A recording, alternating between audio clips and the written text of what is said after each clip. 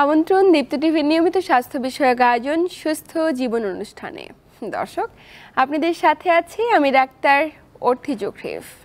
আমাদের মাঝে এমন অনেক ব্যক্তি রয়েছেন যারা যখন হাঁটা শুরু করেন কিংবা দীর্ঘ সময় হাঁটতে থাকেন পায়ের গোড়ালিতে তীব্র ব্যথা অনুভূত হয় এবং এই ব্যথাটি নিয়ে অনেকে শঙ্কিত থাকেন যে কি কারণে এত ব্যথা হচ্ছে। অনেকে হাঁটা মুভমেন্ট কিংবা দীর্ঘ সময় হাঁটা অনেক ক্ষেত্রে রেস্ট্রিকশন হয়ে যায়, আমরা প্রপারলি হাঁটতে পারি না এবং সেক্ষেত্রে হাঁটার বদলে আমরা দেখা যায় অল্টারনেটিভ অপশন চুজ করি, রিক্সা ব্যবহার করছি, সাইকেল ব্যবহার করছি কিংবা অন্যান্য যানবাহনের মাধ্যমে চলাফেরা করছি।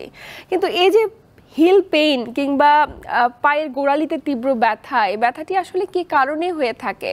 এটা কি আসলে কোনো সমাধান রয়েছে? এটার ইনভেস্টিগেশন করে প্রপার ডায়াগনোসিস করাটা কতটুকু জরুরি এবং সঠিক চিকিৎসায় এটি কতটুকু সুস্থ হওয়া সম্ভব? দর্শক, আজ আমরা কথা বলবো এই প্রত্যেকটি বিষয় নিয়ে এবং আলোচনা করবার জন্য স্টুডিওতে আমাদের সাথে উপস্থিত রয়েছেন স্বনামধন্য মাস্কুলোস্কেলেটাল ডিসঅর্ডার স্পেশালিস্ট অধ্যাপক আলতাফ হোসেন সরকার। স্যার, স্বাগত আমাদের আজকের আয়োজনে। ধন্যবাদ আপনাকে। স্যার, এই যে চমৎকার একটি বিষয় নিয়ে কথা বলছি, হাঁটতে গেলে পায়ের গোড়ালিতে ব্যথা, মানে খুবই গুরুত্বপূর্ণ একটি আলোচনা এবং যারা এই জিনিসটি ফেস করেন তারাই বোঝেন আসলে যন্ত্রণা কতটা। যখন হাঁটতে থাকেন দেখা যায় মনে হয় যে পায়ের তলায় কোনো কাঁটা কন্টিনিউয়াস তাকে খোঁচা দিচ্ছে, এত যন্ত্রণা। মানে এই সমস্যাটা আসলে কি কারণে হয়ে থাকে? প্রথম আমরা চলে যাই যেটা খুব মহামারী কারণ, পায়ের গোড়ালিতে এখানে ক্যালকেনিয়াল স্পার বলি, ক্যালকেনিয়াম একটা বোন আছে, সেই বোনে ওখানে ক্যালসিয়াম ডিপোজিট হয়, তারপর ওখানে স্পার তৈরি হয়। তাহলে এটা হলো একটা কারণ। পায়ের গোড়ালিতে আমরা এক কথায় বলি হাড্ডি বেড়ে গেছে, তাহলে ক্যালকেনিয়াল স্পার হয়েছে, সেই জন্যে ব্যথা হয়। দ্বিতীয়টা হলো স্পার হয় নাই কিন্তু ব্যথা হয়। সেখানে আমরা দেখছি এখানে যে প্লান্টার, মানে পায়ের নিচের অংশ বলি প্লান্টার রিজন, এই গোড়ালি থেকে শুরু করে আঙ্গুল পর্যন্ত কিছু ফাঁসা থাকে, মাসল অ্যান্ড ফাঁসা থাকে। এখানে ইনফ্লামেশন হয়, সেটাকে আমরা বলি প্লান্টার ফাসাইটিস। এই প্লান্টার ফাসাইটিসের জন্যে ব্যথা হয়। এরপরে আমরা দেখেছি যে এই পায়ের এখানে এক প্রকার আর্চ থাকে। অনেক আগে, আজ থেকে আরও ধরেন 60 বছর আগের কথা যদি ভাবি, তখন আমাদের গ্র্যান্ডফাদাররা যখন তার ছেলের জন্য মেয়ে দেখতে যেত গ্রামে গ্রামে, তখন মেয়েকে বলতো পানি ঢেলে দিলে এই পানি ভিজা পায়ে এখানে আপনি হাঁটেন বা তুমি হাঁটো। আচ্ছা, তো হাঁটলে যদি এরকম ফ্ল্যাট দেখা যেত, একদম সব লেগে গেছে, তাহলে এই মেয়ে বিয়ে করানো যাবে না, কেন? ও পা ঠিক নেই। আর যদি এরকম উঁচু থাকতো, একটা জায়গায় পানি নাই আরেক জায়গায় আছে, তাহলে হ্যাঁ মেয়ের পা ঠিক আছে। তো এইটাকে এখন আমরা বলি, এটাকে বলি আমরা মিডিয়াল আর্চ। আচ্ছা, তো মিডিয়াল আর্চ যদি ডিমিনিশড হয়ে যেত তাহলে মেয়েটা প্রবলেম, ওই গ্র্যান্ড পা ওনারা ওই মেয়েকে বিয়ে করাবে না। তাহলে আমরা তিনটার কথা বললাম। এখন আমরা আসছি এই টোটাল সিস্টেমে, আমার যদি প্লান্টার ফ্যাসাইটিস হয়, আমার যদি ক্যালকেনিয়াল স্পার থাকে, অথবা আমার এই মিডিয়াল আর্চে প্রবলেম থাকে, আমার এই পায়ের ফুট মাসেল উইক থাকে, উইক হয়, উইক হলে ব্যথা হয়। আচ্ছা আচ্ছা। আর এই সবগুলো কারণের জন্যে এখানে অসংখ্য স্মল জয়েন্ট থাকে পায়ে, এই জয়েন্টগুলো প্রপারলি মোবিলাইজ করে না, তখন তার ব্যথা হয়।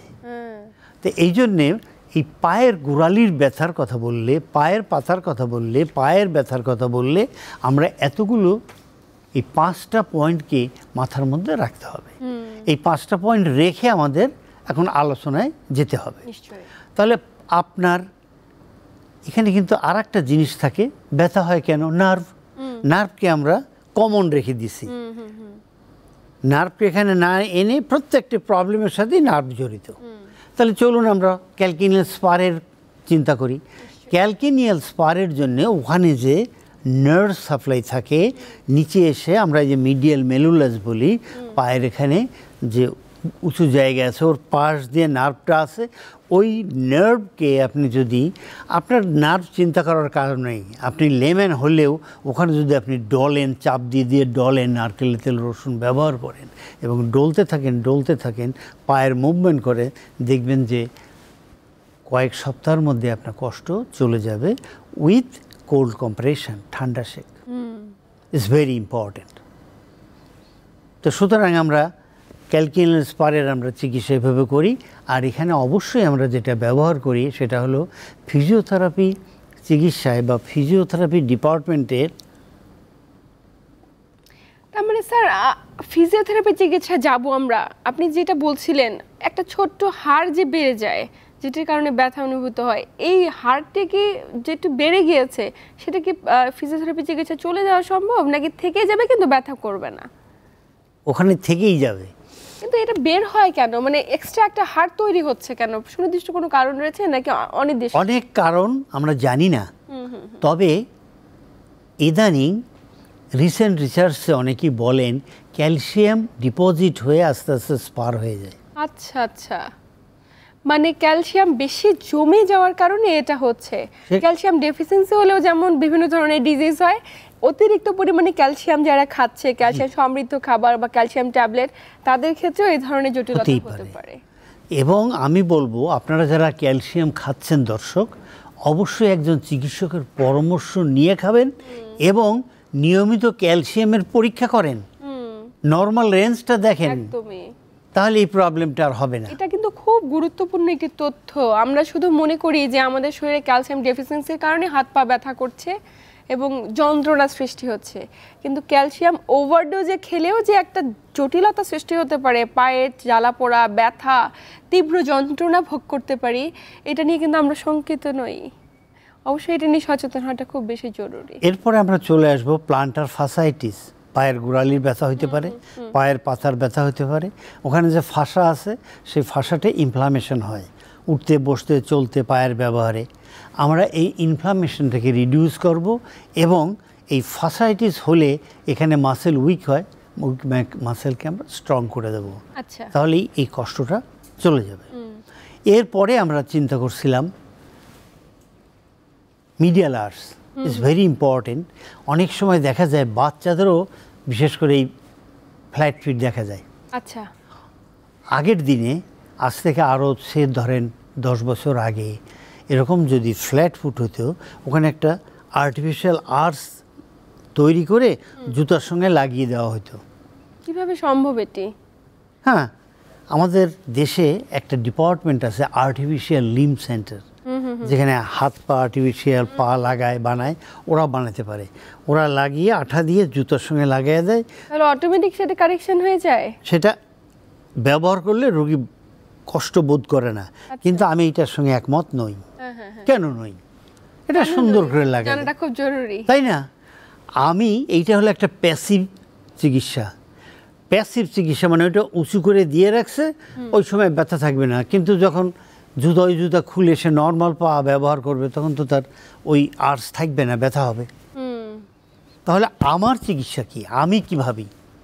আমি বলি যে ওইটা না করে একদম সিম্পল একটা চিকিৎসা, একটা টাওয়াল ফ্লোরে রাখো, তারপরেই আস্তে আস্তে পায়ের আঙ্গুল দিয়ে এটাকে টানো।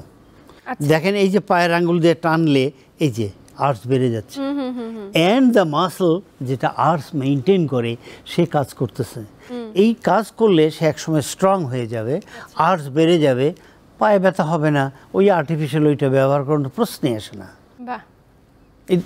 এটা প্রমাণিত একটা এক্সারসাইজ, জাস্ট পায়ে টাওয়েল রেখে বা যে কোনো ব্ল্যাঙ্কেট থাকলে ফ্লোরে জাস্ট সেটাকে টানা, এরকম টানা, পায়ের আঙ্গুল দিয়ে টানা, দুটো, একটা হলো আর্টস বাড়বে, একটা হলো মাসেল শক্তিশালী হবে।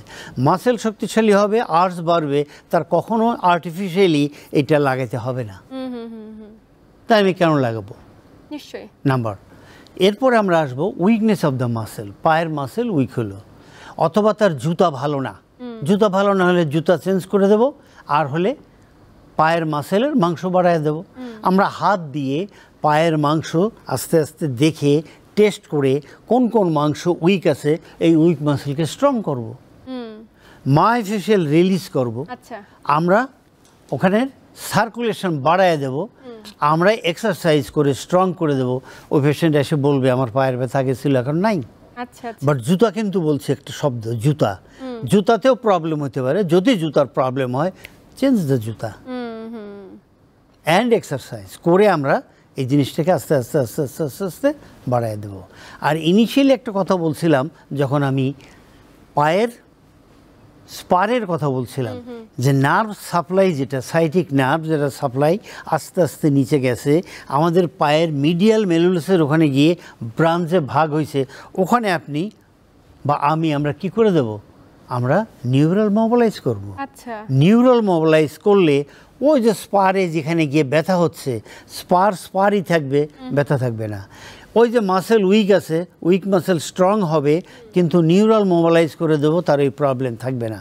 অনেক সময় পেরিফেরাল নিউরোপ্যাথির জন্য ব্যথা হয়, পেরিফেরাল নিউরোপ্যাথির জন্য আমরা স্ট্রেস করে দেবো, রোগীর ব্যথা থাকবে না, আমরা মোবিলাইজ করে দেবো, মায়োফেশিয়াল করে দেবো, আমরা ওটার সার্কুলেশন বাড়ায় দেবো। এই যে করে দিচ্ছেন মায়োফেশিয়াল রিলিফ বা মোবিলাইজ, আমরা এই বিষয়গুলো তো শুনছি, কিন্তু যে রোগীটি একবার এলো তাকে কি প্রতিদিন আসা পসিবল, নাকি আসা সম্ভব, নাকি উচিত, এবং কতদিন আসার পরামর্শ দিয়ে থাকেন? প্রথম 2 সপ্তাহ।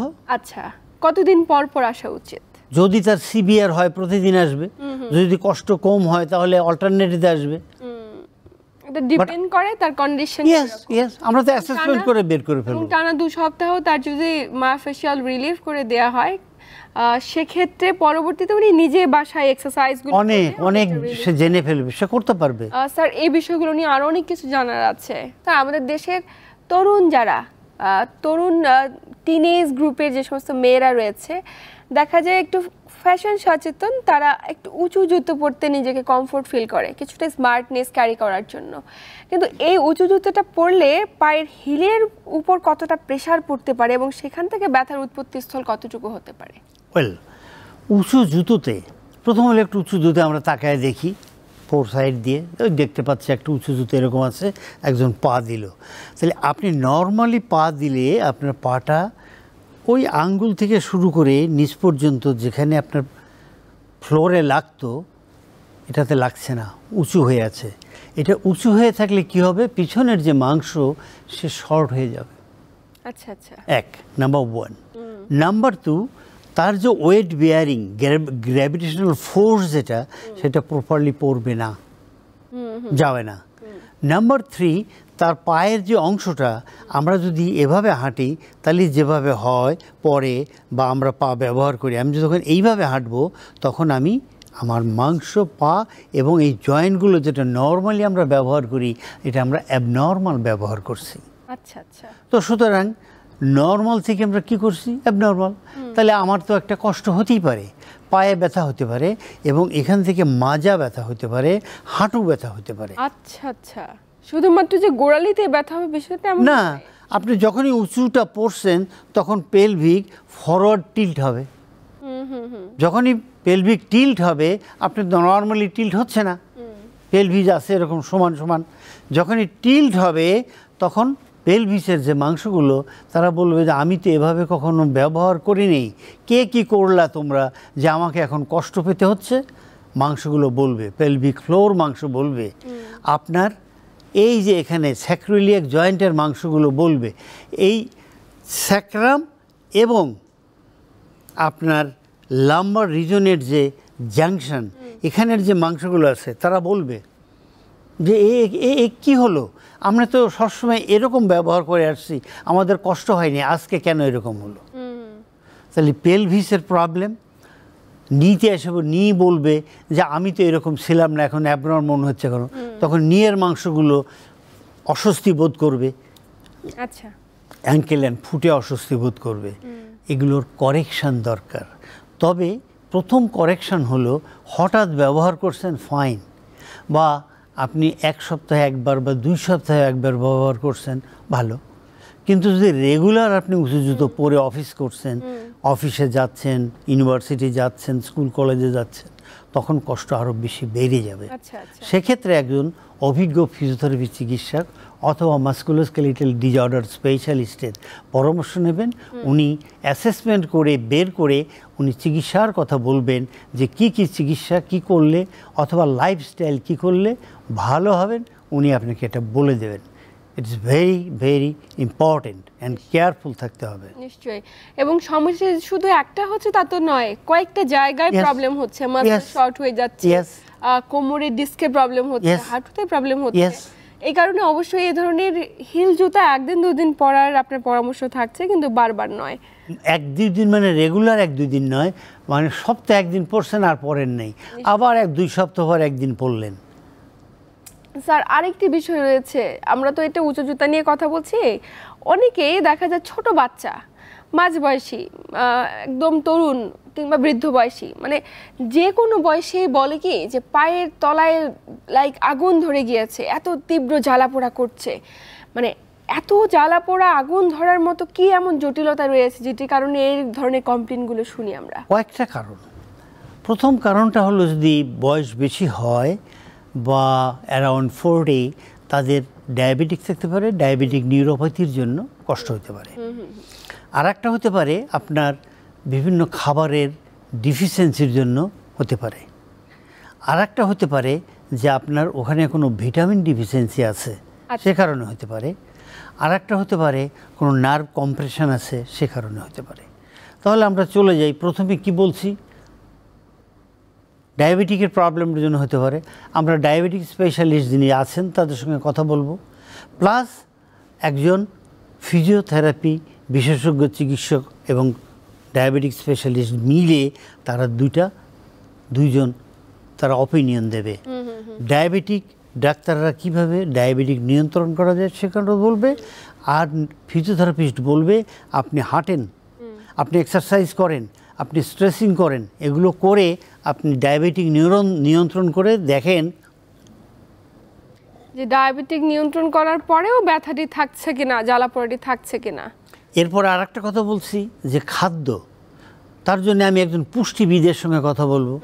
খাদ্যে ডিফিসিয়েন্সি যদি থাকে তাহলে পুষ্টিবিদ উনি আমাকে অ্যাসেসমেন্ট করুক, আমার হিস্ট্রি নিয়ে উনি একটা প্ল্যান অফ ট্রিটমেন্ট, খাদ্যের প্ল্যান অফ ট্রিটমেন্ট উনি দেবে, কী কী খাবার আমি খাবো।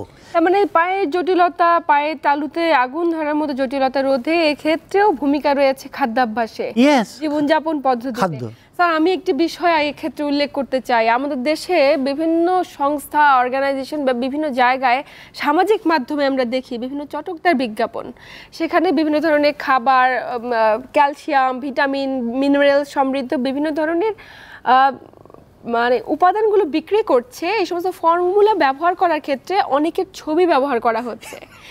এই যে বিভিন্ন মাসকুলোস্কেলেটাল স্পেশালিস্ট কিংবা কোনো মডেল, কোনো সেলিব্রিটি, আদৌ তারা কতটুকু রিকমেন্ড করছে বিষয়টি কিন্তু কখনোই স্যাটিসফাইড নয়। কখনো এইটি তারা নিজের মুখে বলছে না, কিন্তু এই সমস্ত বিজ্ঞাপনগুলোতে তাদের ছবি ব্যবহার করা হচ্ছে। বিষয়টিকে আপনি কিভাবে দেখছেন? আমি আপনার মাধ্যমে এবং দীপ্ত টিভির মাধ্যমে একটা ফ্যাক্টের কথা বলছি, একদম ফ্যাক্ট, সত্য ঘটনা। আমার ছবি ব্যবহার করে তারা কৌটার ওষুধ বিক্রি করে। তো সেক্ষেত্রে শুধু মানে কৌটার ওষুধ বিক্রি করছে সেটা নয়, ওই ওষুধটা তো কার্যকরী নাও হতে পারে, ওই ওষুধ স্বাস্থ্যের জন্য ক্ষতিকর হতে পারে, থাকতে পারে সেই ওষুধগুলোতে। এবং স্টেরয়েড এত ভয়ঙ্কর একটি ওষুধ যেটি একদম কিডনি সহ শরীরের সমস্ত অঙ্গ প্রত্যঙ্গকে ক্ষতি করতে পারে। তো আমি দর্শকদের বলবো এবং রোগীদের বলবো আপনারা এইসব ওষুধ খাবেন না। আর আমার বেলায় আমি তো এসব ওষুধ বিক্রিই করি না, আমি লিখি না। তো সুতরাং দর্শক, আমার ছবি ব্যবহার করে যদি কেউ এরকম করে, আপনি ওই ওষুধ খাবেন না, ভাববেন যেটা একটা অসঠিক, এটা ভুয়া, যারা করছে তারা এটা সঠিক করছে না। আর আমি আপনার মাধ্যমে, দীপ্তি টিভির মাধ্যমে ওদেরকেও বলি যারা এগুলো করছে, ভাই তোমরা এগুলো বন্ধ করো, অর্থ উপার্জন করো, তো কত ভালো পথ আছে, তুমি কেন এরকম অসাধু পথ ব্যবহার করবা? এবং এতে করে একটা মানুষের আমরা কতটুকু ক্ষতি সাধন করছি, কতটুকু তার শরীরের জন্য হার্মফুল, এটা আমরা একদমই চিন্তা ভাবনা করছি না। শুধুমাত্র যাচাই বাছাই না করে অনেকেই সেটি বোকার মতো কিনে খাচ্ছেও, খেয়ে অনেক শরীরের ক্ষতি করে ফেলছে। এটা তো রোগীদের ক্ষতি করছে। এবং যদি আইন প্রয়োগকারী সংস্থা ওই লোকটাকে ধরে, এ তো ধরা খুব ইজি, ধরে, তাহলে ওই লোকের তো ক্ষতি হবে, ওই লোক তো জেল জুলুম হয়ে যাবে। নিশ্চয়ই তাই। আমার মনে হয় প্রত্যেকটি রোগী যারা এই ধরনের ওষুধগুলো খাচ্ছে অবশ্যই খাবার আগে ভেবে খাওয়া উচিত এবং চিকিৎসকের পরামর্শ ছাড়া কখনোই কোনো ওষুধ সেবন কখনোই খাবেন না আপনারা। একদম আলোচনা শেষ প্রান্তে চলে এসেছি স্যার, অনেক কিছু তথ্য জানলাম পায়ে জ্বালা পোড়া ব্যথা সংক্রান্ত। আপনাকে আন্তরিক ধন্যবাদ। আপনাকেও ধন্যবাদ। দীপ্ত টিভির মাধ্যমে আমি যে তথ্যগুলো দিলাম এই জন্য দীপ্ত টিভিকেও ধন্যবাদ। প্রিয় দর্শক, এই ছিল আমাদের আজকের আয়োজন। আসুন আমরা জীবনযাত্রার মান পরিবর্তন, খাদ্যাভ্যাসের পরিবর্তন এবং যে কোনো ধরনের ওষুধ খাওয়ার ক্ষেত্রে যাচাই বাছাই ছাড়া কোনো ধরনের ওষুধ খাওয়া থেকে বিরত থাকি এবং জীবনযাত্রায় যেমন পরিবর্তন আনি আমাদের খাদ্যাভ্যাসেও। এতক্ষণ সাথে থাকার জন্য সবাইকে আন্তরিক ধন্যবাদ। সবাই ভালো থাকুন, সুস্থ থাকুন এবং দীপ্ত টিভির সাথেই থাকুন।